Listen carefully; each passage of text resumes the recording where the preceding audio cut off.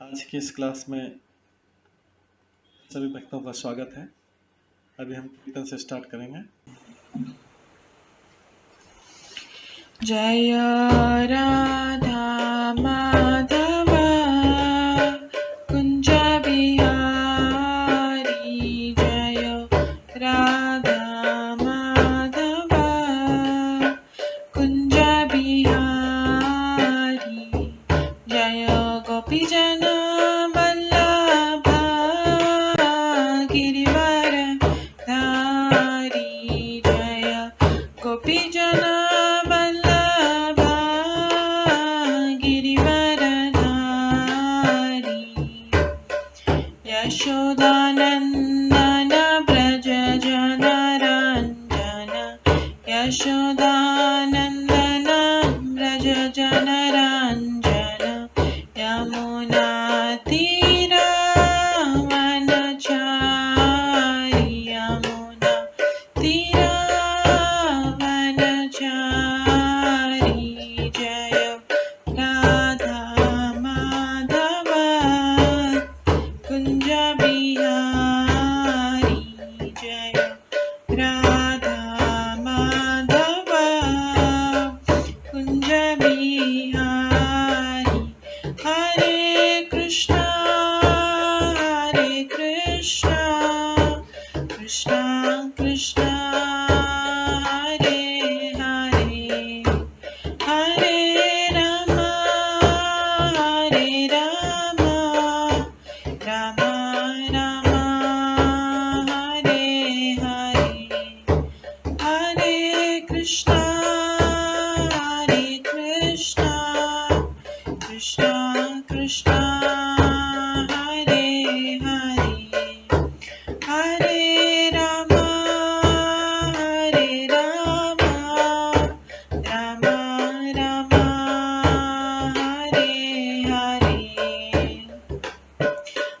कृष्णा कृष्णा कृष्णा हरे हरे हरे राम राम राम हरे हरे हरे कृष्णा कृष्णा कृष्णा हरे हरे हरे राम राम राम हरे हरे हरे कृष्णा कृष्णा कृष्णा हरे हरे हरे राम राम राम हरे हरे हरे कृष्णा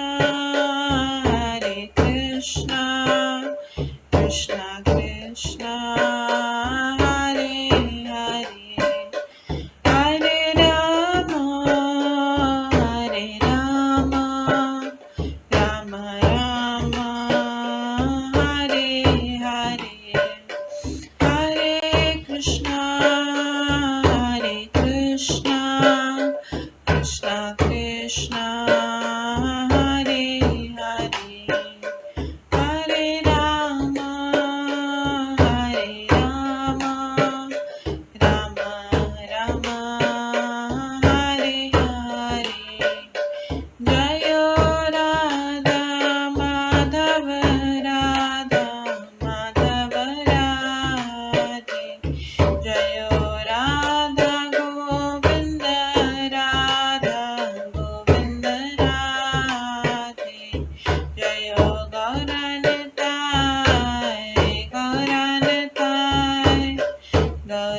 गौरनताय जय गौरनताय जय जय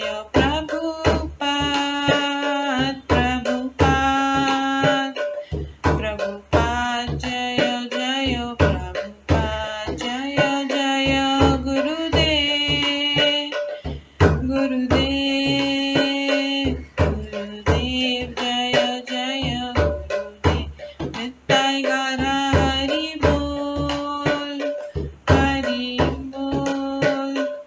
हरि बोल नित्य गौर हरि बोल गौर प्रेमानंदे हरि हरि बोल। हरे कृष्णा। आज की इस क्लास में सभी भक्तों का स्वागत है। अभी मंगलाचरण से स्टार्ट करेंगे। ॐ अज्ञानतिमिरन्धस्य ज्ञानाञ्जनशलाकया चक्षुरुन्मिलितं येन तस्मै श्रीगुरुवे नमः। श्रीचैतन्यमनोभीष्टं स्थापितं येन भूतले स्वयं रूप कदा मह्यं ददाति स्वपदान्तिकम्। वन्देऽहं श्रीगुरो श्रीयुतपदकमलं श्रीगुरुं वैष्णवांश्च श्रीरूपं साग्रजातं सहगण रघुनाथान्वितं तं सजीवं साद्वैतं सावधूतं परिजनसहितं कृष्णचैतन्यदेवं श्रीराधाकृष्णपादान् सहगण ललिता श्रीविशाखान्वितांश्च नमो विष्णुपदाय कृष्णपृष्ठाय भूतले श्रीमते भक्तिवेदान्त स्वामिन्निति नामिने। नमस्ते सरस्वती देवे गौरवाणी प्रचारिणे निर्विशेष शून्यवादी पाश्चात्य देशतारिणे। वाञ्छाकल्पतरुभ्यश्च कृपा सिन्धुभ्येव च पतितानां पावनेभ्यो वैष्णवेभ्यो नमो नमः। जय श्री कृष्ण चैतन्य प्रभु नित्यानंद श्री अद्वैत गदाधर शिवासादि गौर भक्तवृंद। हरे कृष्णा कृष्णा कृष्णा हरे हरे, हरे राम राम राम हरे हरे। ओम नमो भगवते वासुदेवाय। ओम नमो भगवते वासुदेवाय। ओम नमो भगवते वासुदेवाय। नारायणं नमस्कृत्य नरं चैव नरोत्तमं देवीं सरस्वतीं व्यासं ततो जयमुदीरये। नष्टप्रायेषु भद्रेषु नित्यं भागवत सेवया भगवते उत्तम श्लोके भक्तिर्भवति नैष्ठिकी। कृष्णाय वासुदेवाय देवकी नंदनाय च नन्दगोपकुमाराय गोविन्दाय नमो नमः। सर्ववेदान्तसारमे श्रीभागवतम् इष्यते तद्रसामृतात् नान्यत्र स्याद्रति क्वचित्। आराध्यो भगवान् ब्रजेश तनयस्तनधाम वृन्दावन रम्या काचिदुपासना व्रजवधूवर्गेण या कल्पिता। श्रीमद्भागवतं प्रमाणम् अमलं प्रेम कुमार्थमः श्रीचैतन्य महाप्रभुमतम् इदं तत्रादरो न परम्। मूकं करोति वाचालं पङ्गुलङ्घयते गिरिं यत्कृपातमहं वन्दे परमानन्दमाधवम्। हरे कृष्णा।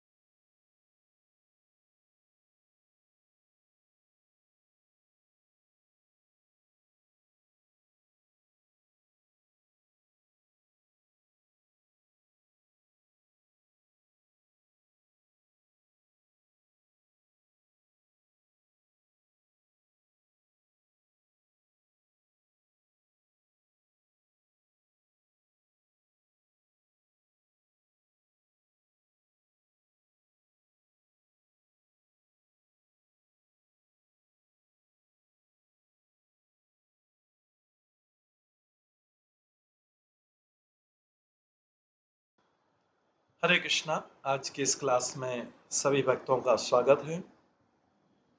कल हम श्रवण कर रहे थे बलि महाराज से उनका पूरा राज्य दान में लेकर वामन देव जी ने वो राज्य स्वर्ग के देवताओं को लौटा दिया और बलि महाराज को सुतल लोक का राज्य दिया।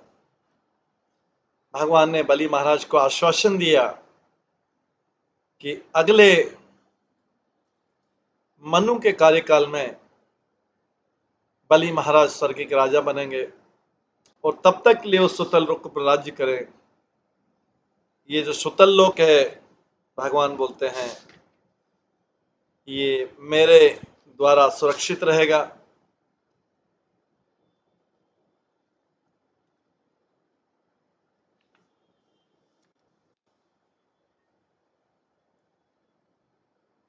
भगवान ने प्रहलाद महाराज को भी कहा कि मेरे प्रिय पुत्र प्रहलाद, तुम्हारा कल्याण हो। अभी तुम सुतल लोक नामक स्थान को जाओ और वहां अपने पुत्र एवं अन्य कुटुंबियों तथा मित्रों सहित सुख भोगो। भगवान ने प्रहलाद महाराज को आश्वासन दिया कि तुम वहां पर हाथों में शंख चक्र गदा तथा कमल लिए मेरे नित्य रूप का दर्शन कर सकोगे। वहां पर मेरे निरंतर प्रत्यक्ष दर्शन से दिव्य आनंद प्राप्त करके तुम और अधिक कर्म बंधन में नहीं पड़ोगे। ये आश्वासन दिया और देवताओं को स्वर्गलोक की पुनः प्राप्ति हो गई। तो ये अध्याय जो 23वां अध्याय है, यही बता रहा है कि देवताओं को स्वर्गलोक की पुनर्प्राप्ति हुई।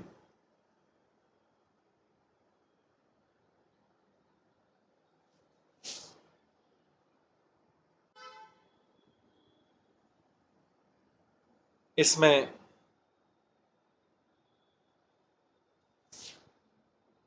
प्रहलाद कहते हैं कि प्रभु आपकी लीलाएं आपकी अचिंत्य आध्यात्मिक शक्ति द्वारा विचित्र ढंग से संपन्न होती है और अपने विकृत प्रतिबिंब अर्थात भौतिक शक्ति द्वारा आपने सारे ब्रह्मांडों की सृष्टि की। आप सभी जीवों के परमात्मा के रूप में हर बात जानते हैं, तो निश्चय ही आप सब पर समान दृष्टि रखते हैं। तो भी आप अपने भक्तों का पक्ष लेते हैं। ये पक्षपात नहीं है, क्योंकि आपका ये गुण उस कल्प वृक्ष की तरह जो इच्छा अनुसार कोई भी वस्तु प्रदान करता है।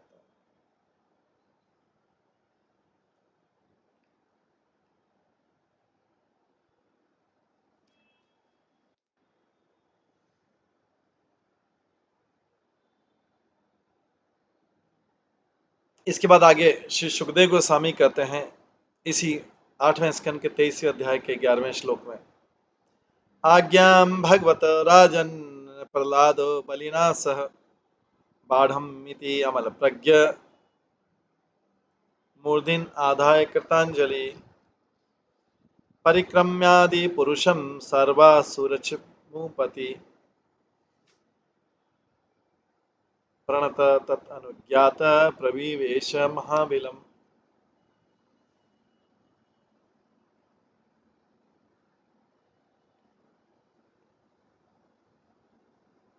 सुखदेव गोस्वामी ने कहा, राजा परीक्षित, समस्त असुर पतियों के स्वामी प्रहलाद महाराज ने बलि महाराज समेत हाथ जोड़कर भगवान के आदेश को सिर पर चढ़ाया।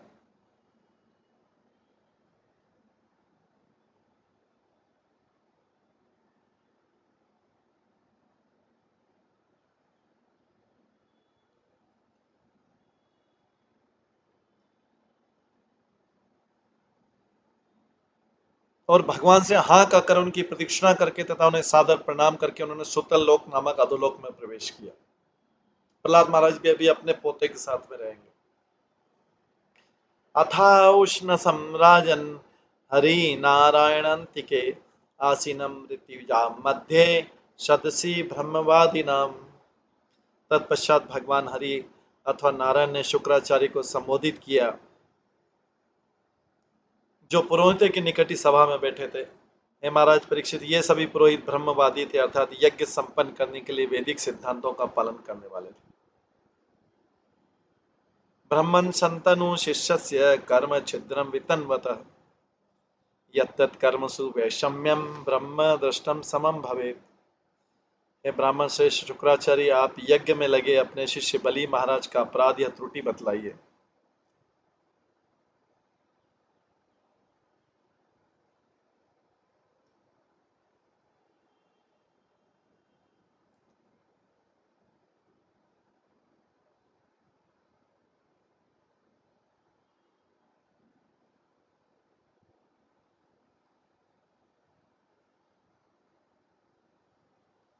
अभी भगवान बोलते हैं ब्राह्मण श्री शुक्राचार्य, आप यज्ञ में लगे अपने शिष्य बलि महाराज का अपराध या त्रुटि बतलाई, क्या अपराध किया था, क्यों शाप दिया। इस अपराध का निराकरण योग्य ब्राह्मणों की उपस्थिति में निर्णय लेने पर हो जाएगा। तात्पर्य, जब बलि महाराज तथा प्रहलाद महाराज सुतल लोक के लिए रवाना हो गए तो भगवान विष्णु ने शुक्राचार्य से पूछा कि बलि महाराज में वो कौन सा अपराध था जिसके कारण उन्होंने उन्हें शाप दिया था। यह तर्क किया जा सकता है कि जब बलि महाराज उस स्थान से चले गए थे तो उनके दोषों का निर्णय कैसे हो सकता था, बलि महाराज से चले गए थे।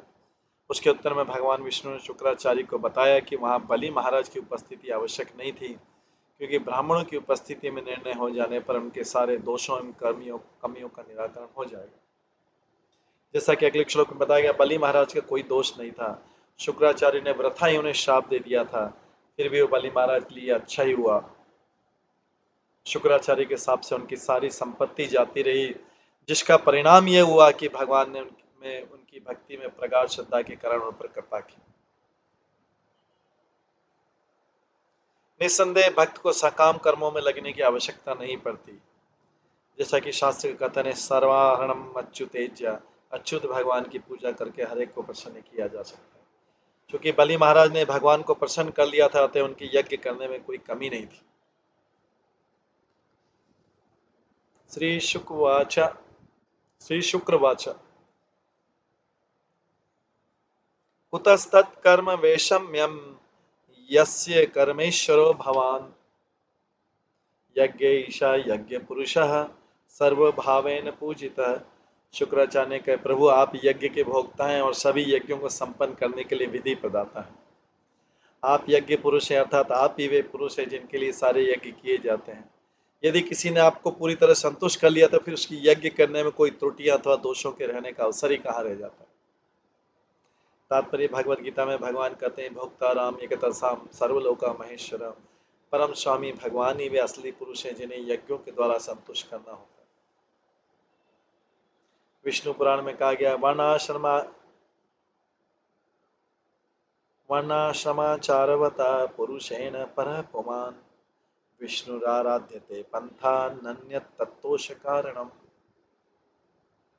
समस्त वैदिक कर्मकांडी यज्ञ पुरुष भगवान विष्णु को तुष्ट करने के उद्देश्य से संपन्न किए जाते हैं। समाज के आश्रम ब्राह्मण क्षत्रिय वैश्य शूद्र ब्रह्मचर्य ग्रस्त वानप्रस्थ सन्यास ये भगवान विष्णु को प्रसन्न करने के लिए, इस वर्णाश्रम प्रणाली के अनुसार कर्म करने को वर्णाश्रम आचरण कहते हैं। श्रीमद् भागवत में सूत गोस्वामी कहते हैं, अतः पुंभे द्विजा श्रेष्ठा वर्णाश्रम विभागशः स्वानुष्ठितस्य धर्मस्य संसिद्धि हरितोषणम। ये द्विश्रेष्ठ अतः निष्कर्ष निकाला जाता है कि सर्वोच्च सिद्धि की प्राप्ति भगवान की तुष्टि। जो वर्णाश्रम धर्म के विभाजन के अनुसार अपने को नियत कर्तव्य को प्राप्त करने की जा सकती है। हर वस्तु भगवान को प्रसन्न करने के लिए निमित्त। अतः बलि महाराज में कोई दोष न था, क्योंकि उन्होंने भगवान को प्रसन्न कर लिया था। तो शुक्राचार्य ने स्वीकार किया था कि उनको शाप देना ठीक नहीं। मंत्रतः तंत्रतः छिद्रम देश काल हर वस्तुतः सर्वम करोति निश्चिद्रम अनुसंकीर्तनम तव। मंत्रों के उच्चारण तथा कर्मकांड के पालन में त्रुटियां हो सकती है। देश काल व्यक्ति तथा सामग्री के विषय में कमियां रह सकती है, किंतु भगवान यदि आपके पवित्र नाम का कीर्तन किया जाए तो हर वस्तु दोष रहित बन जाती है। सर्वम करोति निश्चिद्रम अनुसंकीर्तनम तव।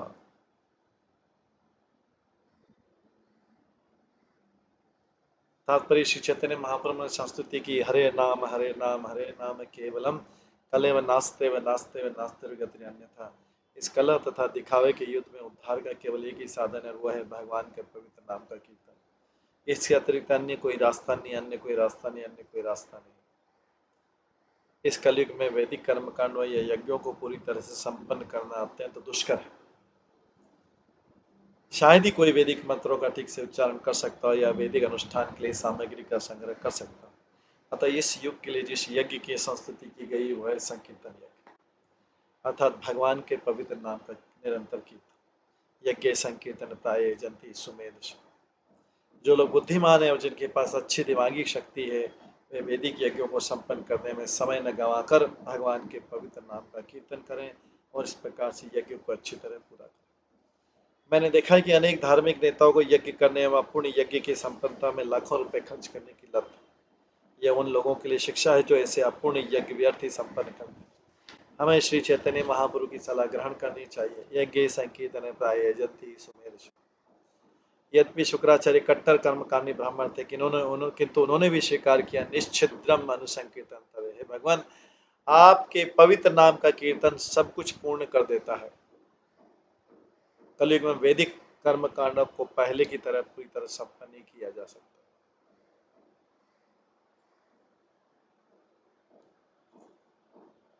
इसलिए जीव गोस्वामी ने संस्तुति की कि यद्यपि हर प्रकार का आध्यात्मिक कर्म करते समय सभी सिद्धांतों के पालन में पूरी तरह सतर्कता बरतनी चाहिए, विशेषतः देव पूजा में फिर भी कुछ न कुछ त्रुटि रह सकती है और मनुष्य को चाहिए कि इस कमी को पूरा करने के लिए भगवान के पवित्र नाम का कीर्तन करें। इसलिए हम अपने कृष्ण भावनामत आंदोलन में सभी कर्मों में हरे कृष्ण मंत्र के कीर्तन पर विशेष बल देते हैं।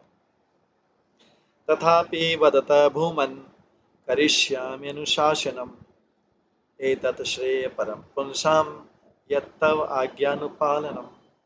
हे भगवान विष्णु, तो भी मैं आपके आदेश के अनुसार आपकी आज्ञा का पालन करूंगा, क्योंकि आपके आदेशों का पालन करना परम शुभ है और हर एक का सर्वोपरि कर्तव्य है। शुक्राचार्य का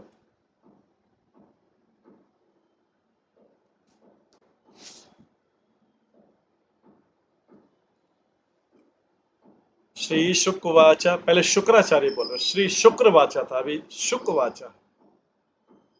सुखदेव गोस्वामी कहते हैं प्रतिनंद्य हरे आज्ञाम उष्णा भगवान इति यज्ञ छिद्रम समाधत्त बले विप्र ऋषिभिः सह। सुखदेव गोस्वामी ने आगे का इस प्रकार सर्वाधिक शक्तिशाली शुक्राचार्य ने आदर पूर्वक भगवान की आज्ञा स्वीकार कर।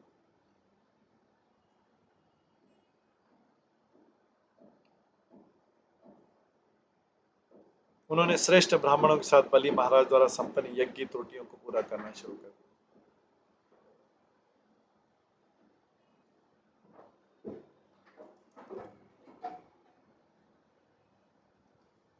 एवं बले महिमराजन् वीक्षित्वा वामन हरि ददो भात्रे महेन्द्राय त्रिविधम यत्परेहतम।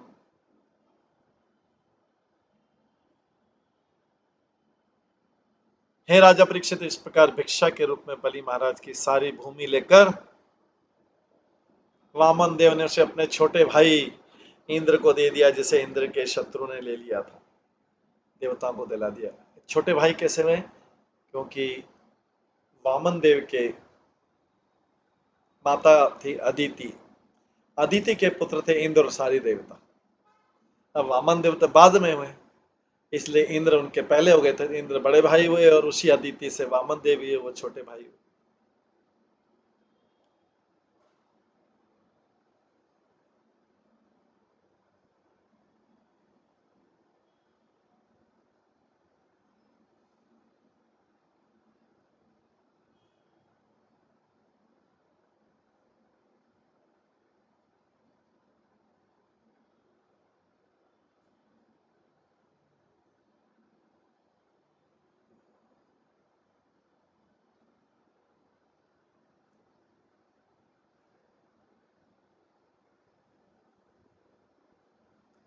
प्रजापति ब्रह्मा देव प्रजापति ब्रह्मा देव ऋषि पितृ भूमि पे दक्ष भृगु अंगीर मुख्य कुमारेण भवेंच।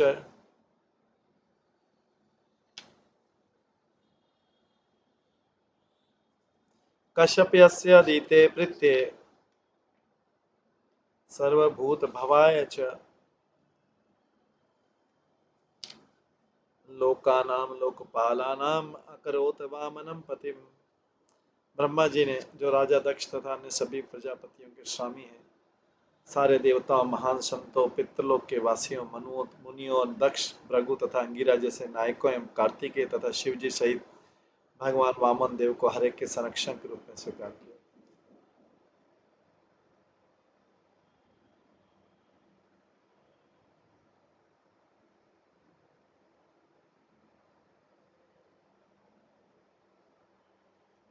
यस ब्रह्मा जी ने जो राजा दक्ष अन्य सभी प्रजापतियों के स्वामी सारे देवताओं महान संतों पितरलोक के वासियों मनुओं मुनियों दक्ष भृगु तथा अंगिरा जैसे नायकों कार्तिकेय तथा शिव जी सहित भगवान वामन देव को हर एक के संरक्षक रूप में स्वीकार किया।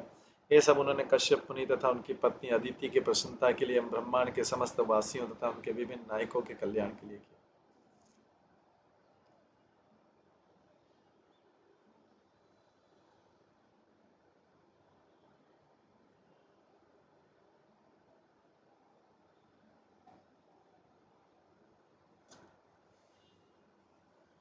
वेदानां सर्वदेवानां धर्मस्य यशसः श्रिय मंगलानां व्रतानां च कल्पं स्वर्गपवर्गयो उपेन्द्रं कल्पयाम चक्रे पतिं सर्वविभूतये तदा सवाणी भूतानि भृशं मुदिरे नृपः। हे राजा परीक्षित, इंद्र को संपूर्ण ब्रह्मांड का राजा माना जाता था, किंतु ब्रह्मा जी समेत अन्य देवता उपेंद्र अथवा वामन देवों को वेदों धर्म यश ऐश्वर्य मंगल व्रत सर्वलोक तथा उन्नति के मुक्ति के रक्षक के रूप में चाहते थे।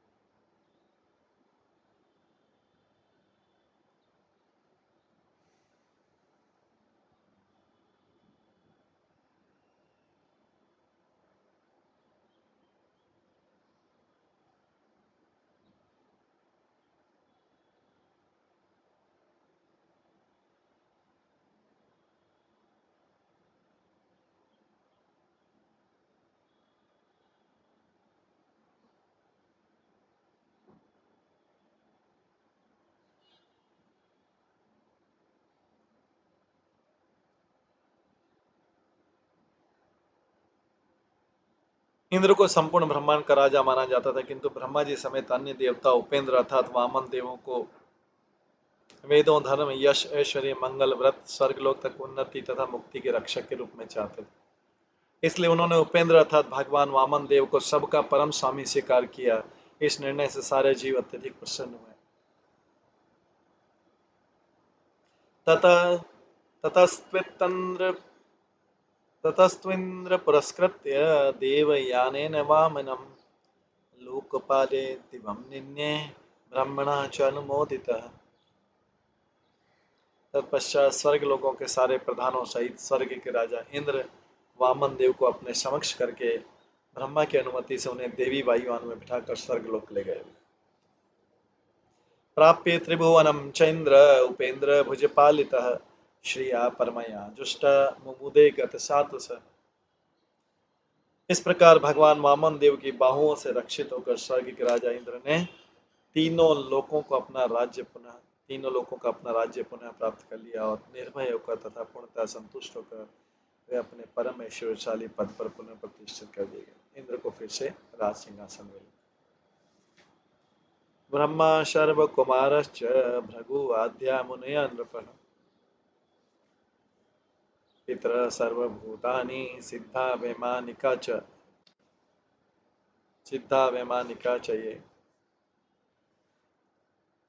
सुमहत्कर्म तत्विष्णो गायन्तः परमद्भुतम् कृष्णानि सानि ते जगमो अदितिं च सशंसिरे।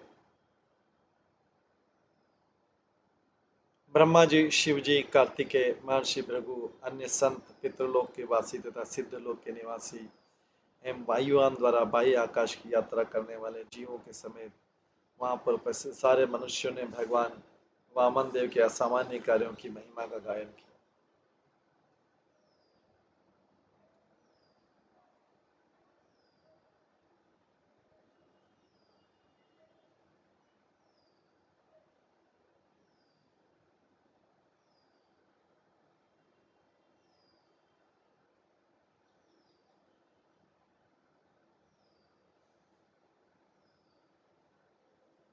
ब्रह्मा जी, शिव जी, कार्तिकेय, महर्षि भृगु, अन्य संत, पितृलोक के वासी तथा सिद्ध लोक के निवासी एवं वायुयान द्वारा बाह्य आकाश की यात्रा करने वाले जीवों के समेत वहां पर उपस्थित सारे मनुष्यों ने भगवान वामन देव के असामान्य कार्यों की महिमा का गायन किया। हे राजन, भगवान का कीर्तन, उनकी महिमा का गायन करते हुए वे सभी अपने अपने स्वर्ग लोकों को लौट गए। उन्होंने अदिति के पद की भी प्रशंसा की।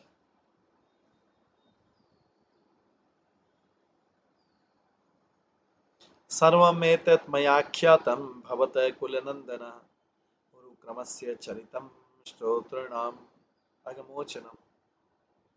हे महाराज परीक्षित, है अपने वंश के आनंद, मैंने अब तुमसे भगवान वामन देव के अद्भुत कार्यों के विषय में सारा वर्णन कर दिया।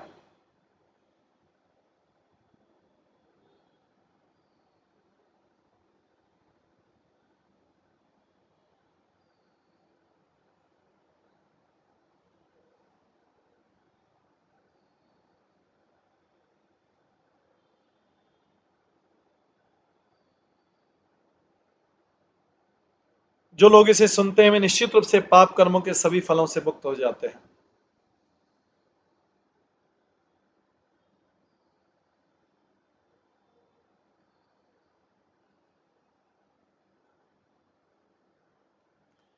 पारम महिम्ना उरुविक्रमतः गृणानो यः पार्थिवानि विममे सरञ्जासि मत्य किं जायमान उत जातुपेति मत्य इति आह मंत्राद्रकऋषि पुरुषस्य यस्य। मरणशील व्यक्ति भगवान त्रिविक्रम अर्थात विष्णु की महिमा की था नहीं पा सकता। मरणशील व्यक्ति भगवान त्रिविक्रम अर्थात विष्णु की महिमा की था नहीं पा सकता, जिस प्रकार की वह संपूर्ण पृथ्वीलोक के कणों की संख्या को नहीं जान सकता। कोई भी व्यक्ति जिसने जन्म ले लिया है या जो जन्म लेने वाला ऐसा नहीं कर सकता, भगवान की महिमा को नहीं जान सकता, जिस प्रकार वो पृथ्वी लोक के कणों की संख्या नहीं जान सकता। इसका गायन महर्षि वशिष्ठ ने किया। तात्पर्य, वशिष्ठ मुनि ने भगवान विष्णु के विषय में एक मंत्र दिया है। न ते विष्णु जायमानो न जातो महिन्मना पारमंतम आप। कोई भी व्यक्ति भगवान विष्णु के असामान्य महिमा युक्त कार्यकलापों की कल्पना नहीं कर सकता। दुर्भाग्यवश तथाकथित विज्ञानी जो किसी भी क्षण काल के ग्रास बन सकते हैं, चिंतन द्वारा ब्रह्मांड की अद्भुत सृष्टि को समझने का प्रयास करते। यह मूर्खतापूर्ण प्रयास है। बहुत काल पूर्व वशिष्ठ मुनि ने कहा था, ऐसा कोई नहीं जो भूतकाल में भगवान की महिमा को माप सका हो, नहीं कोई भविष्य में ऐसा कर सकेगा। मनुष्य को भगवान की सृष्टि की यशस्वी कार्य को देखकर संतुष्ट मात्र रहना चाहिए। इसलिए भगवान भगवत गीता में कहते हैं,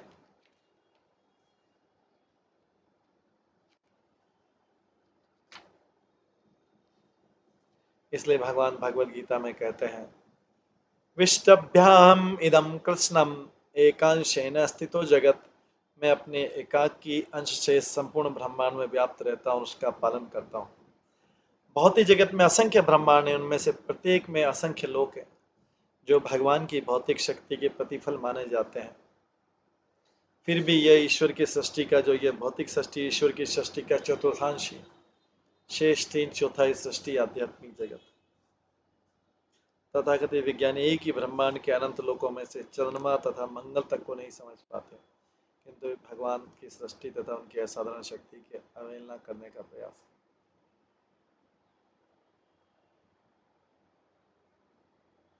ऐसे लोगों को सनकी कहा गया। नूनम प्रमत्तः कुरुते विक्रम।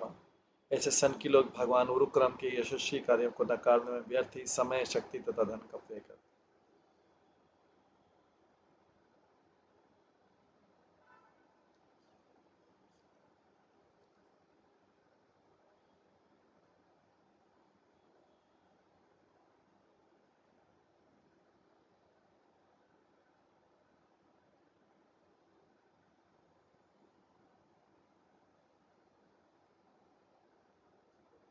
य इदं देवदेवस्य हरेरद्भुतकर्मणः अवतारानुचरितं श्रवन् याति परां गतिम्।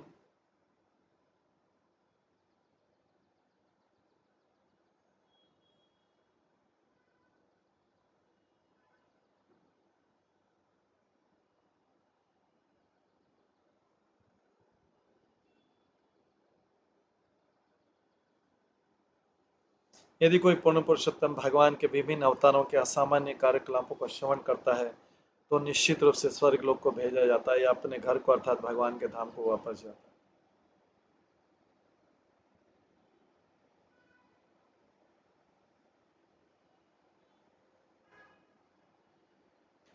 यदि कोई पूर्ण पुरुषोत्तम भगवान के विभिन्न अवतारों के असामान्य कार्यकलापों का श्रवण करता है तो निश्चित रूप से स्वर्ग लोक को भेजा जाता है या अपने घर को अर्थात भगवान के धाम को वापस जाता है।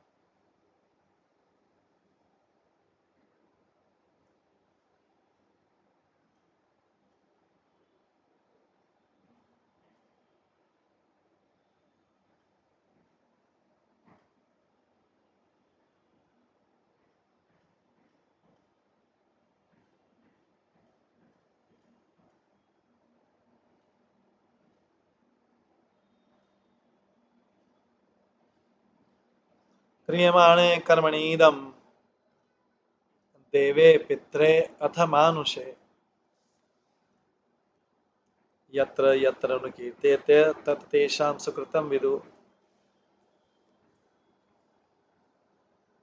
जब भी कर्म कांड के दौरान चाहे देवताओं को प्रसन्न करने के लिए हो या पितृलोक के पितरों को प्रसन्न करने के लिए कोई उत्सव किया जाए या विवाह जैसा सामाजिक कृत्य मनाने के लिए वामन देव के कार्यकलाप का वर्णन हो तो उस उत्सव को परम मंगलमय समझना चाहिए।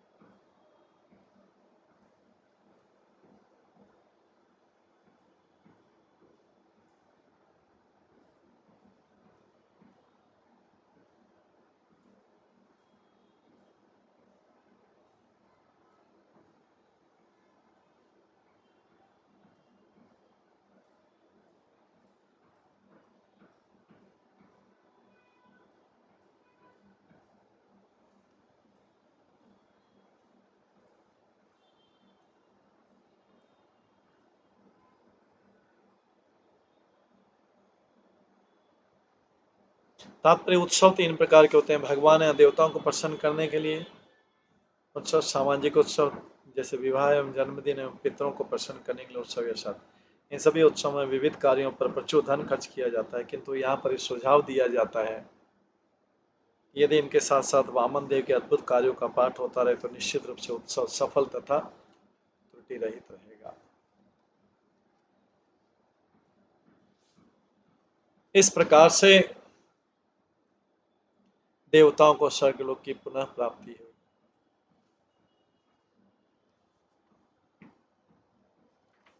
इसके पश्चात अब हम इस 8वें स्कंद का लास्ट अध्याय जो 24वां अध्याय है जिसमें भगवान के मत्स्य अवतार का वर्णन है उसका श्रवण करेंगे।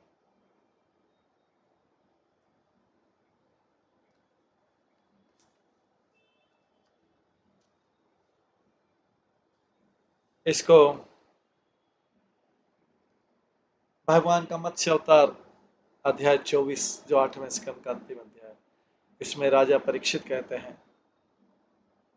सुखदेव गोस्वामी से, भगवन् श्रोतुम इच्छामि हरे अद्भुत कर्मणः अवतार कथा माद्याम माया मत्स्य विडम्बनम। महाराजा परीक्षित ने कहा कि भगवान हरि नित्य ही अपने दिव्य पद पर स्थित है, हमेशा अपने पद पर स्थित है, फिर भी इस भौतिक जगत में अवतरित होते हैं और विभिन्न रूपों में अपने आप को प्रकट करते हैं।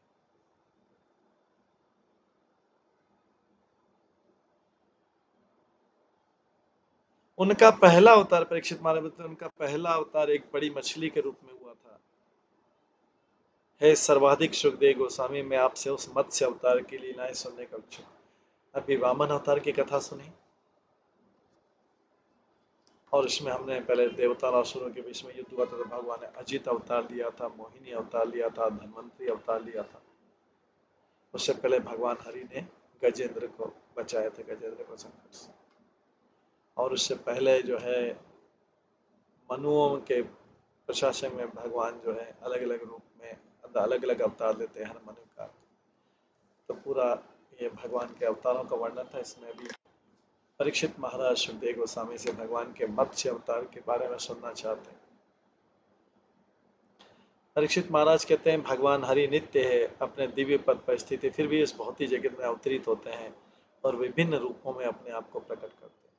उनका पहला अवतार एक बड़ी मछली के रूप में होता है। सर्वाधिक सुखदेव गोस्वामी में आपसे उस मत्स्य अवतार की लीलाएं सुनने का इच्छुक हूं। तात्पर्य पूर्ण पुरुषोत्तम भगवान सर्वशक्तिमान है, फिर भी उन्होंने एक असाधारण मछली का रूप धारण किया। यह भगवान के 10 मूल अवतारों में से एक है।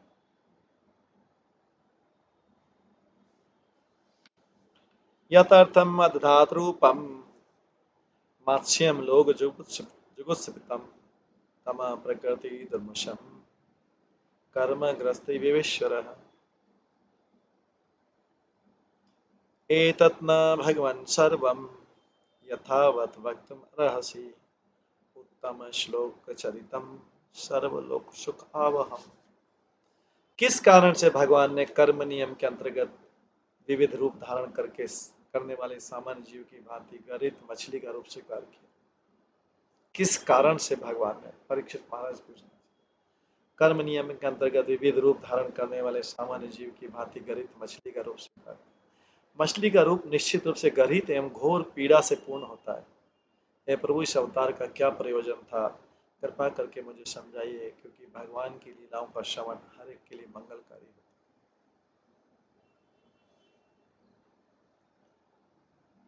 तो मत्स्य अवतार तो अच्छा नहीं माना जाता है। मछली का रूप भगवान ने क्यों अवतार लिया? ये तो घोर पीड़ा से पूर्ण होता है मछली का जन्म। इस अवतार का प्रयोजन क्या था? कृपा करके मुझे समझाइए, क्योंकि भगवान की लीलाओं का श्रवण हर एक के लिए मंगलकारी होता है।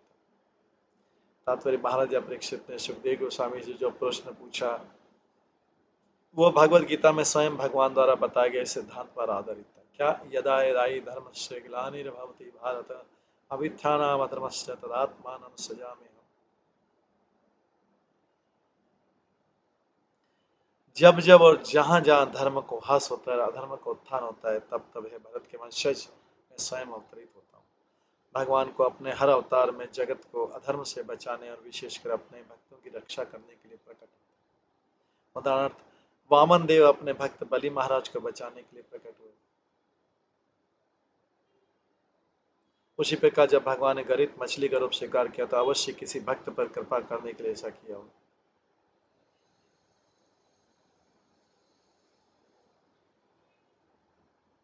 महाराज परीक्षित उस भक्त के विषय में जानने को उत्सुक थे जिसके लिए उन्होंने स्वरूप धारण किया।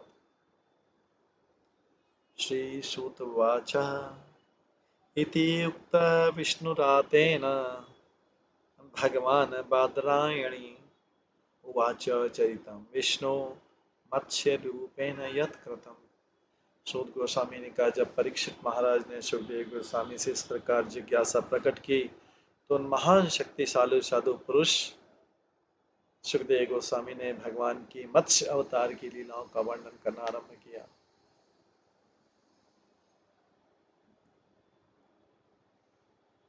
श्री शुकवाच गो विप्र सुर साधुनां छंद साम अपि च ईश्वरः रक्षाम इच्छन् तनु धत्ते धर्मस्य अर्थस्य च एव हि। सुखदेव गोस्वामी ने कहा, राजन, गायों, ब्राह्मणों, देवताओं, भक्तों, वैदिक वाक्यमय धार्मिक सिद्धांतों तथा जीवन के उद्देश्य को पूरा करने वाले नियमों की रक्षा करने के लिए भगवान अवतरित हुए।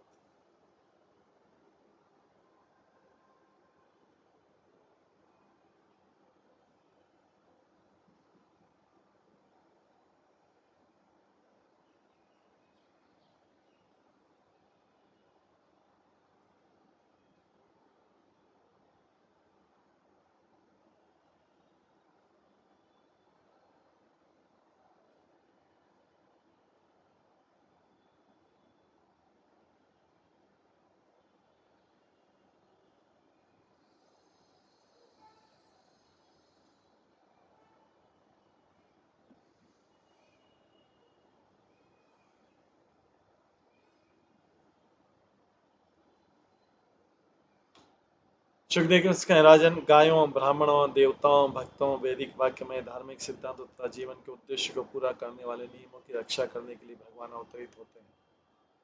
तात्पर्य, भगवान सामान्यतः गायों तथा ब्राह्मणों की रक्षा करने के लिए विभिन्न प्रकार के रूपों में अवतरित होते हैं। भगवान को गो ब्राह्मण हिताय च कहा गया, अर्थात वे गायों तथा ब्राह्मणों को उपकार करने के लिए सदैव उत्सुक रहते हैं। जब भगवान कृष्ण अवतरित हुए तो जानबूझकर ग्वालपाल बने और उन्होंने स्वयं दिखलाया कि किस तरह गायों तथा बछड़ों की रक्षा करनी चाहिए। इस प्रकार उन्होंने सुदामा विप्र को, जो असली ब्राह्मण थे, सम्मान प्रदान किया। भगवान के निजी कार्यों से मानव समाज को चाहिए कि गायों तथा ब्राह्मणों की रक्षा करना सीखे, तभी धर्म जीवन के उद्देश्य की पूर्ति तथा वैदिक ज्ञान की रक्षा की जा सकती है। गायों की सुरक्षा के बिना न तो ब्राह्मण संस्कृति को स्थिर रखा जा सकता है, न ही ब्राह्मण संस्कृति के बिना जीवन का उद्देश्य पूरा किया जा सकता है। अतः भगवान को गो ब्राह्मण हिताय कहा गया, क्योंकि उनका अवतार गायों तथा ब्राह्मणों की रक्षा के लिए होता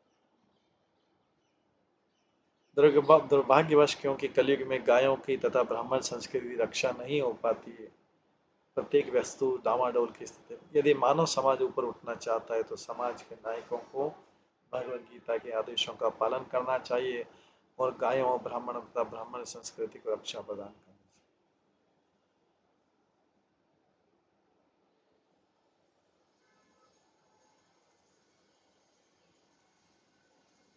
उच्च अवचेषु भूतेषु चरण वायु इव ईश्वर न उच्च अवचत्तम भजते निर्गुणत्वात् धिया गुणे। यद्यपि भगवान कभी मनुष्य के रूप में और कभी निम्न पशु के रूप में प्रकट होते हैं, किंतु वे विभिन्न प्रकार के वायुमंडल में से गुजरने वाली वायु की तरह प्रकृति से सदैव परे रहते हैं। प्रकृति गुणों से परे रहने के कारण वे उच्च तथा निम्न रूपों से प्रभावित नहीं होते।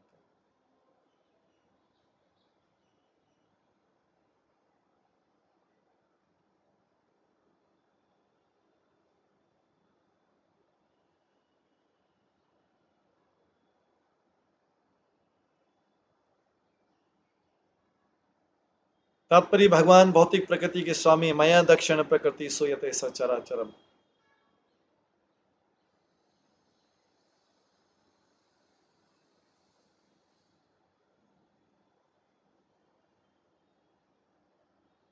तात्पर्य, भगवान भौतिक प्रकृति के स्वामी हैं, मया दक्षिण प्रकृति सूयते सच, इसलिए प्रकृति के परम नियामक होने के कारण भगवान उसके प्रभाव में नहीं आ सकते। यहाँ पर वायु का उदाहरण दिया गया।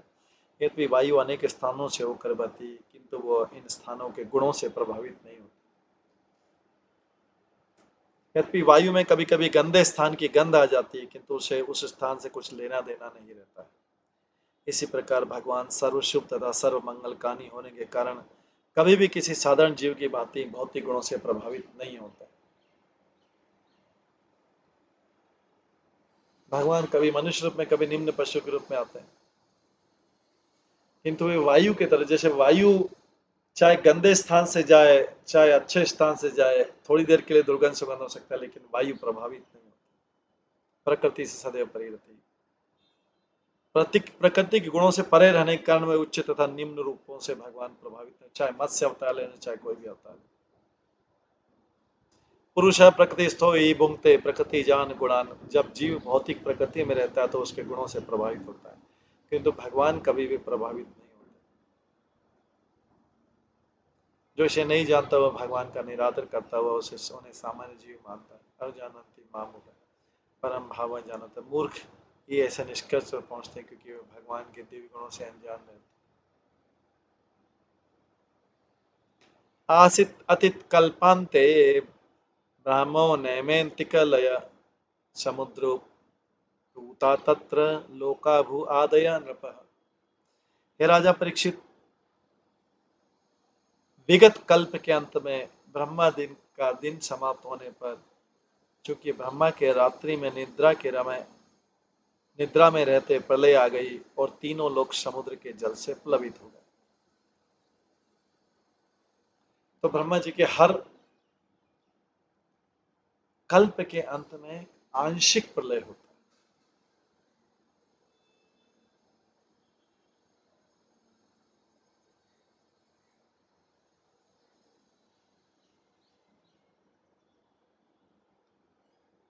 कालेनागत निद्रस्य धातु शिशीशो बलि मुखत निर्स्थान वेदान हयग्रीवंतिके अरत। ब्रह्मा जी का दिन समाप्त होने पर जब ब्रह्मा जी को नींद आने लगी और वो लेटने की इच्छा करने लगे, उस समय उनके मुख से वेद निकल रहे थे।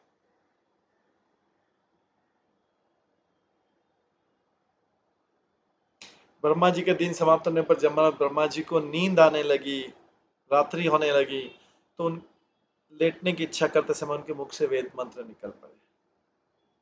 वैदिक ज्ञान था। ब्रह्मा जी को सारे टाइम वैदिक ज्ञान, उसी के मंत्र बोलते रहते। तब हयग्रीव नामक बड़े राक्षस ने उस वैदिक ज्ञान को चुरा लिया, मतलब ब्रह्मा जी के मुख से सुन के उसको याद रख लिया।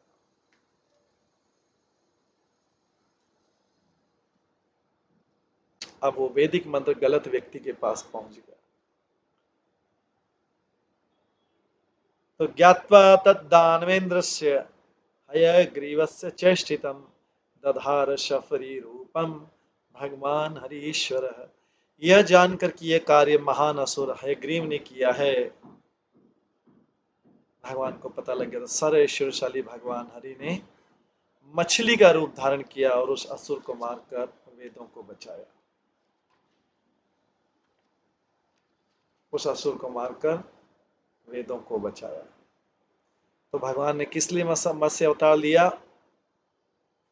हयग्रीव, असुर हयग्रीव ने मंत्र चुरा लिए थे ब्रह्मा के मुख से, वैदिक मंत्र चुरा लिए थे। भगवान हरि ने मछली का रूप धारण किया, उस असुर को मारकर वेदों को बचाया।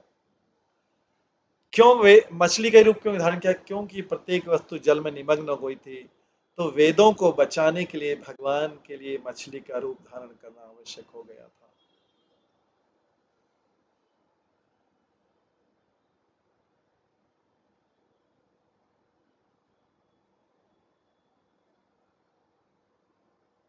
ये एक मत्स्य अवतार हुआ। मत्स्य अवतार दो हुए, एक मत्स्य अवतार ये हुआ। उसके बाद आगे देखते हैं, दूसरा मत्स्य अवतार भी हुआ। तत्र राज ऋषि कश्चित नामना सत्यव्रतो महान नारायण परात्पत तपस् सलिल आसन। चाक्षुष मनवंतर में सत्यव्रत नाम का एक महान राजा हुआ जो भगवान का बड़ा भक्त। उसने केवल जलपान के द्वारा जीवन को बनाए रखकर तपस्या की।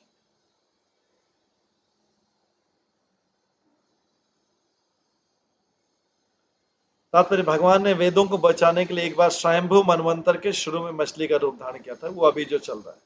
दोबारा चाक्षुष मनवंतर में केवल चाक्षुष स्वयंभू, अभी स्वयंभू मनु, अभी तो विवसत मनु चल रहा है।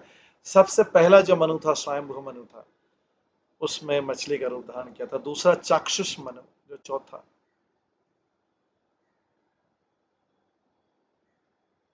या छठा मनु, दोबारा चाक्षुष मनवंतर में केवल सत्यव्रत नामक महाराज पर कृपा करने के लिए मछली का रूप धारण किया।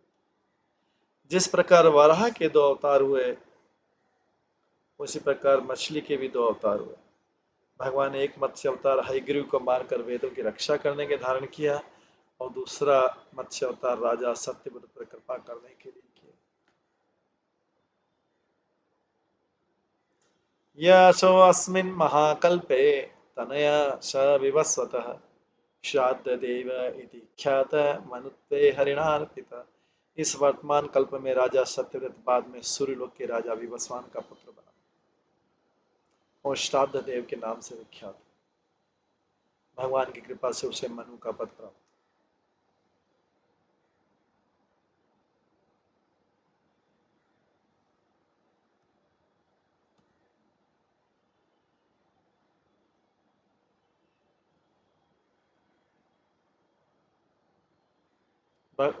इस कल्प में राजा सत्यव्रत बाद में सूर्यलोक के राजा विवस्वान का पुत्र बना और श्राद्धदेव के नाम से विख्यात। जो राजा सत्यव्रत है वही बाद में अभी मनु बने हुए।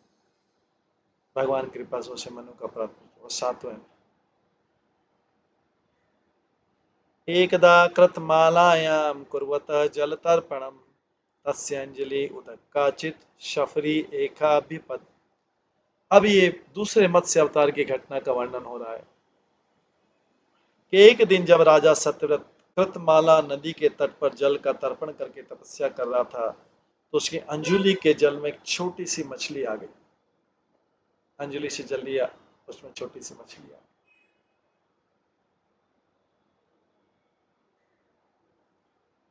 सत्यव्रतो अंजलि गताम सहतो येने भारतः उत्ससर्ज नदी तोये शफनीम द्रविणेश्वर। हे भरतवर्षी राजा परीक्षित, सुखदेव गोस्वामी सुना रहे, द्रविण देश के राजा सत्यव्रत ने अपनी अंजुलि के साथ ही उस मछली का नदी में जल में फेंक दिया।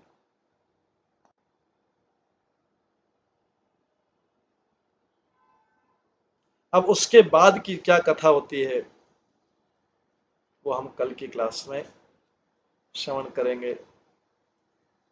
आज की क्लास को यहीं पे विराम देते हैं।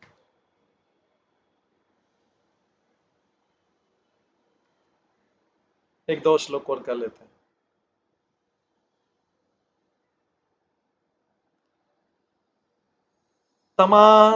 तमासाति करुणम महाकारुणिकम नृपम यादोभ्य ज्ञाति घातिभ्य दीनां माम दीन वत्सलः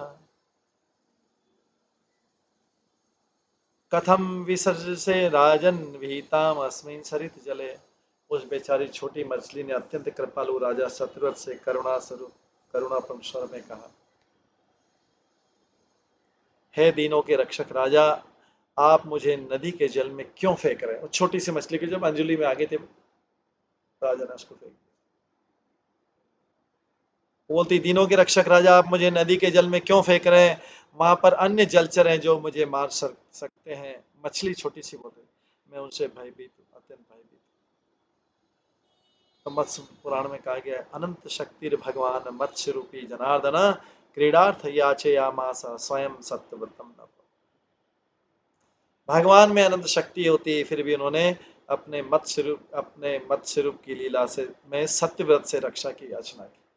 हालांकि भगवान स्वयं अपनी रक्षा कर सकते हैं, लेकिन फिर भी उन्होंने रक्षा की भी।